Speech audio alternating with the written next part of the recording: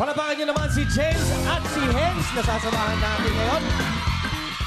Once again, tulad kanina, each judge will comment on both contestants. Now let's start with Judge Aga. Yeah, gotta be fast. But you know, the two of you, James and Hans, it's been a roller coaster ride for you guys. You know, your emotions up here, and then the following day you're down. James, you sang well. Your presence is still there, but you know, meron akong gustong sabihin sa'yo na alam kong hirap na hirap ka mag-Tagalog. Pero I see the effort. This past couple of weeks, the past couple of months, you've been trying your best, and it's showing. So keep up the good work. Okay? Hence, your look talaga is just galing, ano? But, really, no naman but. I just have to say it. I just have to call it as I see it. Talagang nakukulangan talaga ako sa boses mo talaga. Yun lang naman. Thank you. Maraming salamat, Aga. Vice? Hens! Teka lang. Nagulat ako sa sarili ko. Nakasuot pa pala ako ng in-ear. Sabi ko, alakas ng bunganga ako. Naka-in-ear pala ako. Tanga. Okay. Di naman, nagkamali lang. Hens, last week, nasa bottom ka din. It was a wake-up call for you. Bakit ka ginigising? Kasi baka nga nakakatulog ka. And after that wake-up call, I think you still failed to step up.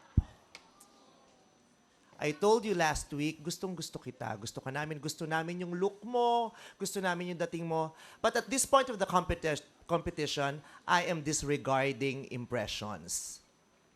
Ang mahalaga sa akin ngayon ay performance. And for tonight, I believe James did a better performance between the two of you. Maraming salamat, Vice. Dara?